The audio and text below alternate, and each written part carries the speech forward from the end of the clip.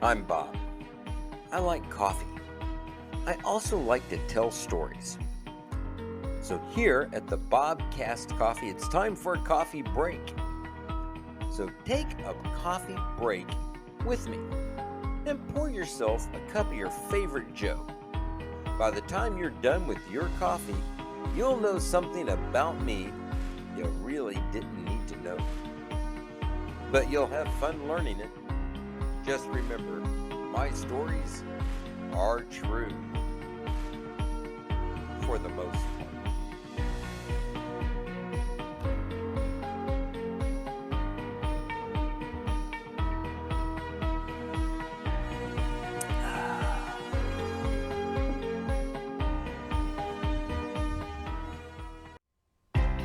This episode is brought to you by Scars and Stripes Coffee.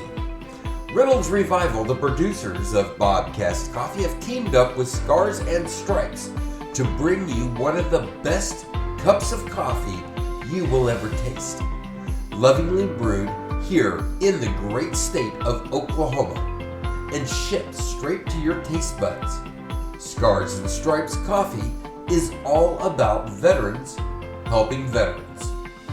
Unlike other companies who say that part of their proceeds go to helping veterans, with Scars and Stripes, you can look directly into the eyes of the person selling you your coffee and get to know the vet that is being supported by your purchase.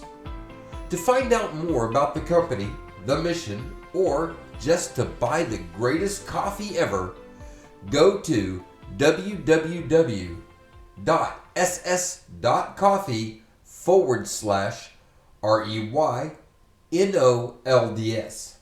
That's www.ss.coffee/Reynolds, or check out the link in the description.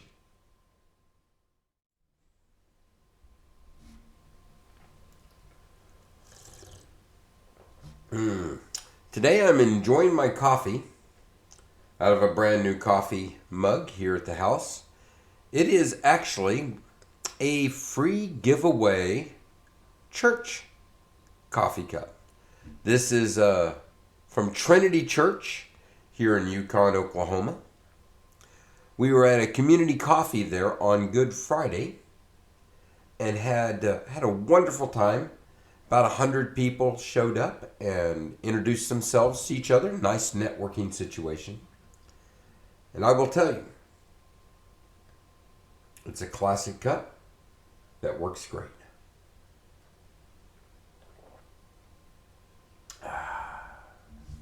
Good coffee. Today we're going to be talking about episode 30, The Bullet Hole.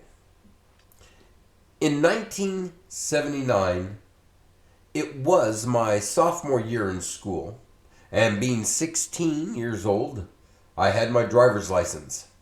This meant I could get myself to and from school in my 1973 red Ford Pinto. It was a glorious feeling to have the independent movement and the ability to go places when and where I wanted. For example, I could roll out of bed 20 minutes before the bell would ring at school, throw some clothes on that were not too disgusting, throw some cereal down my gullet, toss the bowl near the sink, and then drive the 20-minute drive from my house to the parking lot at school. And I would still have 5 minutes to spare. All right, please don't make logic out of the math. I was a teenager in Oklahoma in the 70s. And I had watched every episode of the Dukes of Hazzard. Now, this was a major influence on my driving. This ability to drive also meant that I could do things after school, like run errands for the family, take food to a sick friend, or volunteer time at an animal shelter. Well, I could have done any of those things, but I didn't. One of my favorite things at this time was to drive home as fast as I could so I could catch the next episode of Our Star Blazers. This was an American version of a Japanese cartoon that was an underground geek sensation. So, after breaking several laws of man and nature, I would pull up to the curb on the side of the house, jump out of the car, run into the house, turn on the TV and grab a quick snack from the refrigerator, settle myself into the comfy chair, and watch my geeky cartoon. Soon after my show was over, my brother Rick would come in from dropping off his girlfriend and say absolutely nothing to me and go to his room. This was a regular routine in the life of Bob for most of that semester. Now, on a few occasions, this might get disrupted, but it was a safe bet that my butt would be in that chair at the same time every day, Monday through Friday. Now, during a given week, on a given day, and I can't exactly remember when, but in that time frame, I got out of class. I went running to the car, which was usually parked on the side of one of the buildings at the Alamo. The Alamo was the mid-high school that was being shifted into a junior high. From there, I would drive over to Main Street, turn west to Cemetery Road, that's now called Garth Brooks Boulevard. Once on Cemetery Road, I would open up the 2000cc four-cylinder motor of the red Ford Pinto and make maximum speed of 96 miles per hour until I reached Wilshire. At this point, I'd turn east and make my best speed for 2 more miles to Mustang Road. And by best speed, I mean 20, maybe 30 miles an hour tops. You see, Wilshire is one of those roads that simply do not stay in a drivable level. There are potholes that can eat a red Ford Pinto, and they must be avoided. Now, once I turned back onto Mustang Road, it was warp speed all the way to Surrey Hills. 1 more right, 1 more left, and I was home. Do not judge me and my driving. Everything I knew about driving, I learned from the Dukes of Hazzard. It was the 70s, and that's how we learned. Now, on this day, I parked in my normal place, ran to the front door, unlocked it, dropped my books in the entryway, stepped into the living room, and stopped dead in my tracks. It was like I'd run into the wrong house or into the middle of a bank robbery in progress. Everything in the living room was there, but it didn't feel right. Something was wrong and I just couldn't put my 16-year-old brain around it. There was a feeling in the air, a smell, something. Then, like in any good poltergeist movie, I slowly turned my head and looked toward the comfy chair that I loved to sit in. The chair was covered in a dust of some unknown origin, and the lampshade on the lamp table next to the chair was spinning in this unearthly way. It was fast, but slowing down rapidly. It was spinning like someone had just grabbed it a moment ago and spun it with all their might. Now, to say that this is enough to freak out a young man, that's stating the obvious. Then I noticed the hole in the wall.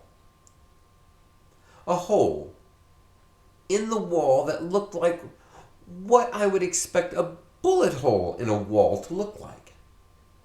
A bullet hole made by maybe a .45 caliber round, moving at a high velocity. And it was coming from the wall that shared from the living room to my parents' room.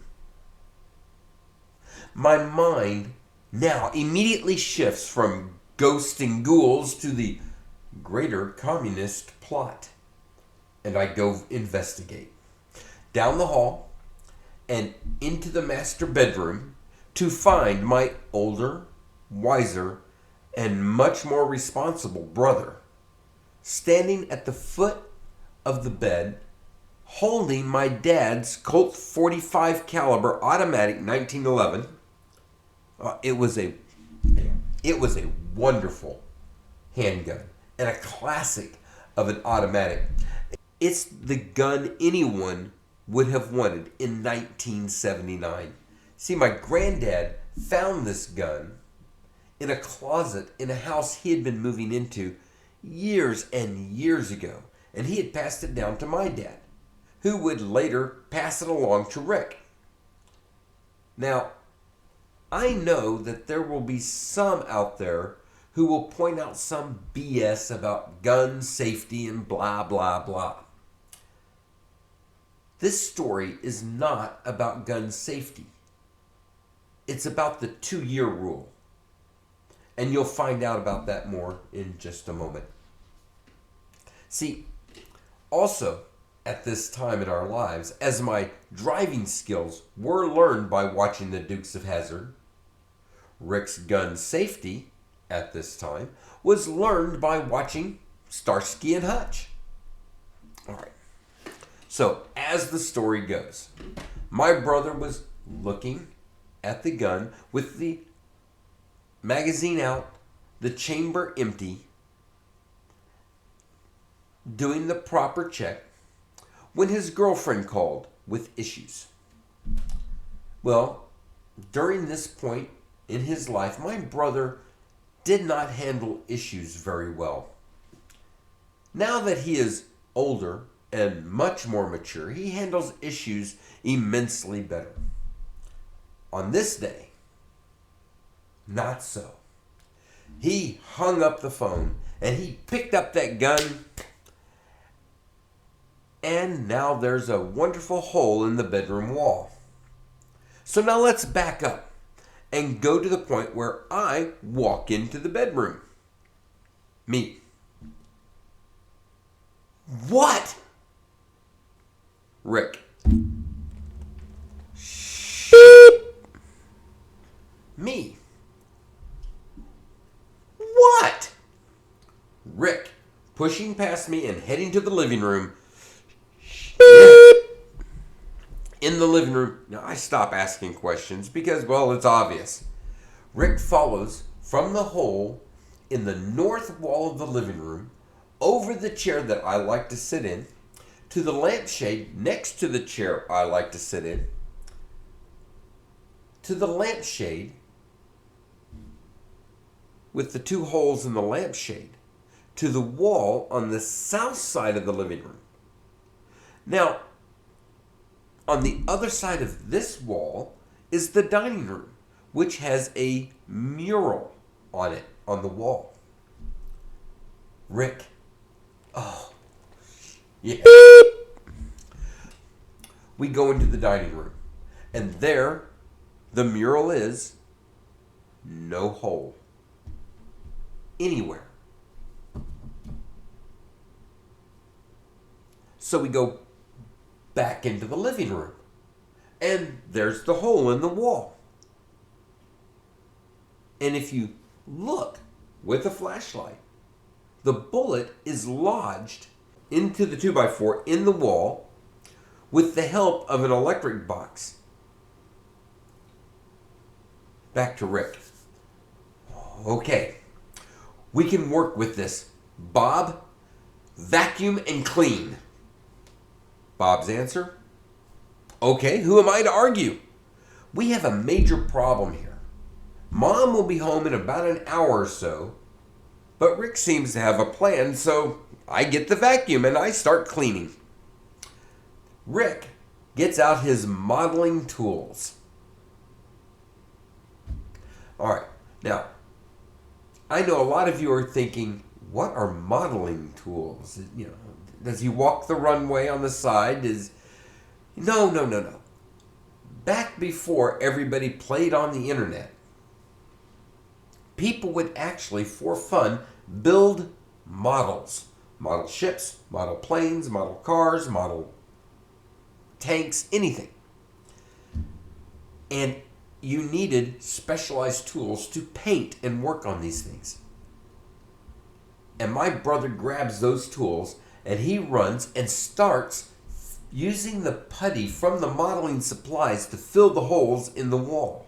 And he uses the airbrush that he uses to paint his models and mixes up the paints and feathers the paint on the wall to match the paint already there. And in the living room, on that north wall, it's perfect. On the south wall, it's almost invisible. And lucky for Rick in the bedroom, the hole is actually behind the door. So, yeah, it's okay. So Mom gets home while Rick is putting away his tools. And then Dad comes home later and I have dinner and I go straight to my room because I just can't take the tension in the house. In the morning, Rick is still alive and no one seems to be the wiser. A week goes by and still nothing. After the first year, I feel that we are in the clear. Then Rick and I start to notice, after that first year, that the hole in the south wall of the living room is slowly being pulled out by gravity. And the same thing is happening in the bedroom, but for some reason that north wall hole is holding out, and that's the one that is most visible. Come to find out, Dad thought that the door handle had made the hole in the bedroom. Now, you might ask, what about that lampshade? Well, Rick moved it that day from the lamp there by the comfy chair that I like to sit in to a lamp on the very far side corner of the room. And when it was finally found out, and my parents were asking, where did these holes come from?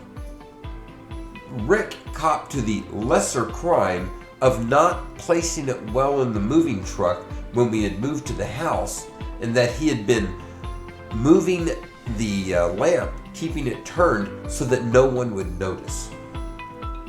Now, for the 2-year rule. This is the unspoken brother rule.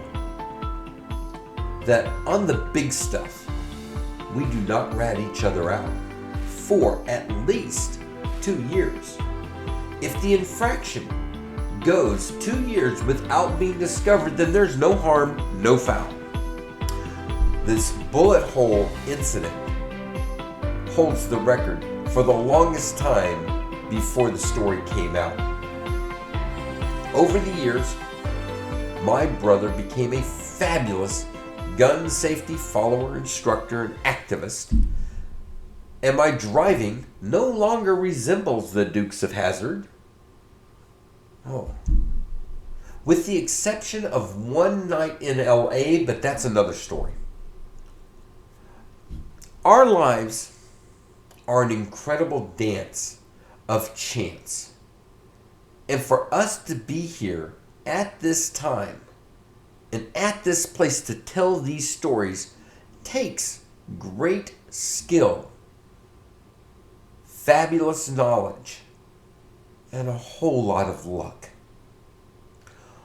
All I know now is that I need to enjoy a cup of coffee whenever I can.